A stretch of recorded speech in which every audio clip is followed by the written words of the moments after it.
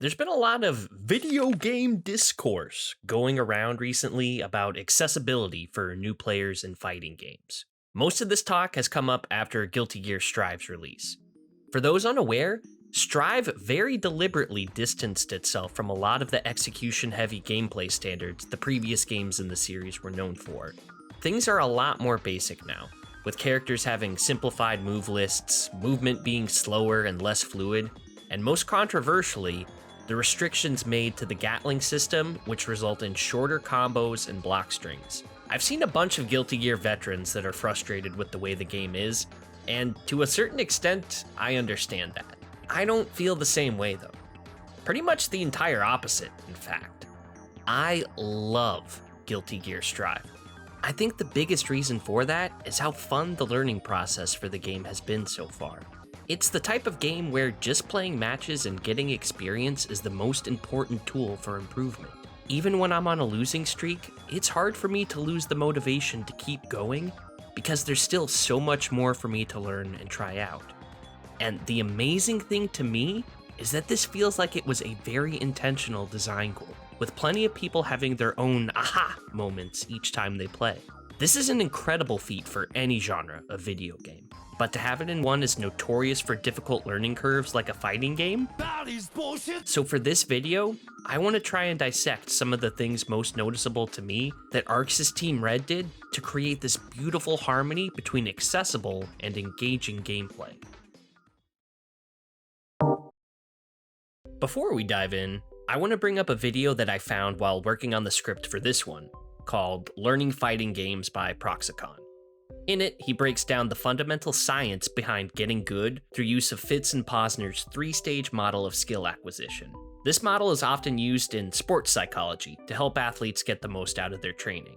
Thankfully, fighting game competitors are athletes too, so we can apply the same three-stage process to how we learn and improve at our games. There's a lot more to it that he does a fantastic job of explaining throughout his video, with some easy to follow examples and a nice little kick of degeneracy in there too. Highly recommend watching it, links down in the description. Okay, now to answer a question that no one's asked. Am I a noob? Believe it or not, Strive actually isn't my first Guilty Gear game. I picked up Plus R years ago on the PS3 after BlazBlue infected me with the '09 disease. Messed around in training mode and arcade mode for a bit, went online and fought against a Johnny who knew what they were doing, and then never played it again. Then I got Xrd Sign when that launched after I, mistakenly, thought I was a bit more seasoned. Didn't even make it online because I saw how much damage Slayer did when playing offline with a friend, and then never played it again. I didn't dislike the games. I loved the characters and that it was one of the only fighting game franchises that seemed to really care about its story. I enjoyed watching tournament play for them every so often too. The problem was that the executional entry barrier to reach the gameplay's fun zone was way too much for a newbie like me to handle. So once I felt satisfied with what I got from the non-gameplay aspects of the games, I didn't feel compelled to keep playing.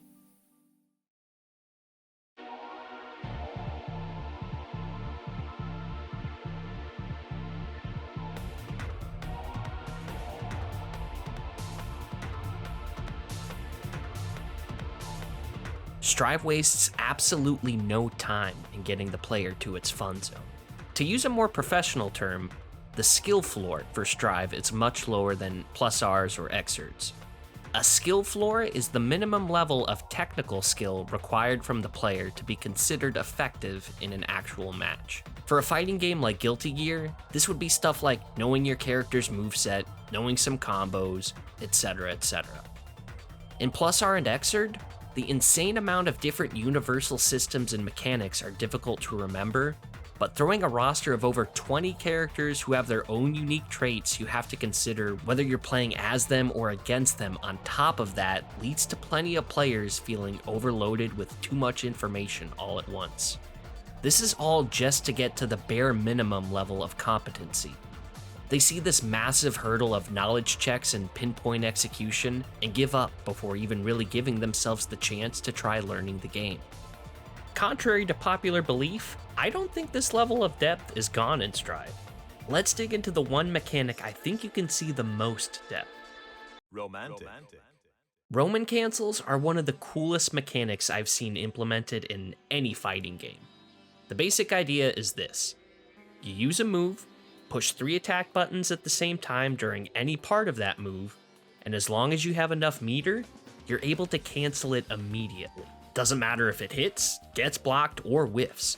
You get to cancel that move like the Romans canceled themselves. There's also a single button macro which makes them a lot less cumbersome to execute, especially on a regular gamepad, which isn't really built to have so many buttons pushed simultaneously. In Plus R, the mechanic didn't go much deeper than that outside of FRCs, and in case it isn't obvious by my total playtime on Steam, I haven't really gotten to the point where I use those. Xrd added some cool changes to the mechanic though. The first was the slowdown effect that occurred after using any RC, which caused this really neat time dilation state where everything but the character that used the RC moved slower.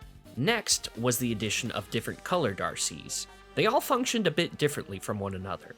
The most infamous of these is the yellow RC, which allowed attacks to be cancelled during their earliest active frames for only a quarter meter gauge cost instead of the usual half meter for other RCs. Combine the low cost with the slowdown effect, and the end result was basically hippity bippity hoppity, shoot gunflame, now you can't stop me. More nuanced than Plus R's RCs, and a lot of fun to mess around with, but I think we can do a bit better. Strive's RC system is pretty similar to Xrd's on the surface. Different colors are for different things, and you can slow down time with them. But that's just the surface.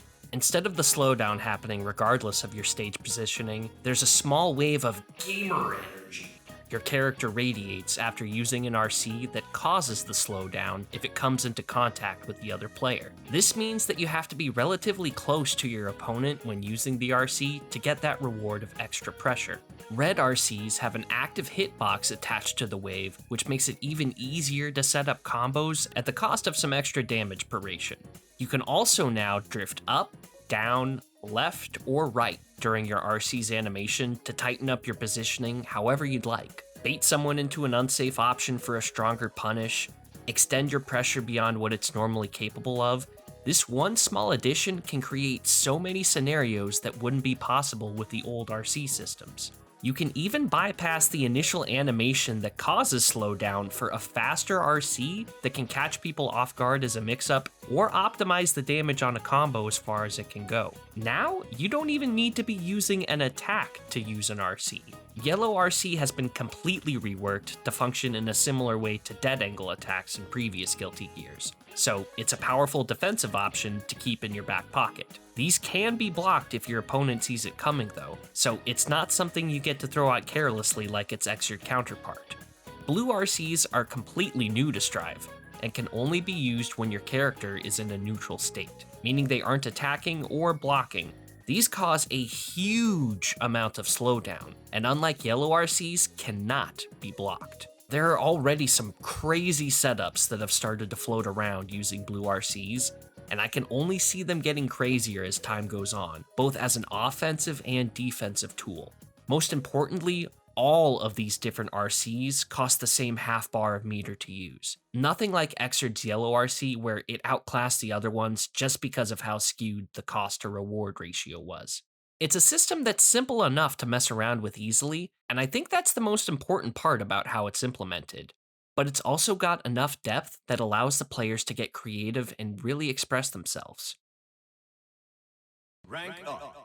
The next thing I want to address are the complaints about the gameplay being too dull. I can't deny that things have been simplified. It was straight up one of the biggest things the developers were always talking about in any interview coverage the game got. However, simpler gameplay doesn't necessarily mean stale gameplay. Like, I get it. Sol and Ram had a ridiculous amount of moves that all did cool things in Xrd, and now they just push the big S button till it hits. What I think people don't discuss often enough is how well designed every move in a character's kit is. Every single one has a purpose, a scenario that it's useful in that can apply to most every matchup. If we use the 3-stage model we brought up earlier, we can figure out how to break down and solve any situation encountered while playing.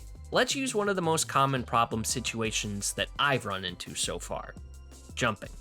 In previous Guilty Gear games, you have to use the faultless defense mechanic to be able to block grounded moves in the air. It doesn't just require you to use your meter, but an extra input on your part too. This makes jumping an inherently risky tool to use when your opponent's entire grounded moveset is situationally unblockable in the air. They got rid of this in Strive though. Now there are no air unblockables. Okay, one air unblockable. Now jumping has far less commitment attached when someone decides to use the option. Chicken blocking is a very potent defense against pressure situations, and a lot of characters' mobility in the air can make them hard to catch. This can be hard to deal with for many players. So, what's our next step? We've identified the problem, now we need to identify the solution. The most obvious solution against chicken blocking would be to grab the opponent in the air. It's a viable option, especially considering how strong throws are in general, but the problem is that air throws require precise spacing and timing to pull off. Still, if you manage to get a read on where your opponent wants to be, it can work well. What if they decide to use a more aggressive option like an attack or air dash? These would be the perfect times to use whatever anti-air attacks your character has. Every character has a universal anti-air with their 6P, which gives the upper halves of their body strike invincibility, and most have at least one other move that's strong against aerial approaches. You can also follow them into the air yourself and try challenging them in an air-to-air exchange. Most characters can mash jumping P in these moments and get a small combo if it hits, or a true block string if it's blocked. The next step is applying this information into an actual match. This can throw any number of unexpected variables at you, so it can be hard at first. Like, really hard. Like, am I sure this actually works? Hard. After enough tries though, you're finally able to thread the needle. You stuff the jump in attempt, you beat the chicken block, and it feels amazing. Then, you keep threading the needle. Until finally, you don't even have to think about how you're going to deal with the jump that's coming, you just do it instinctually.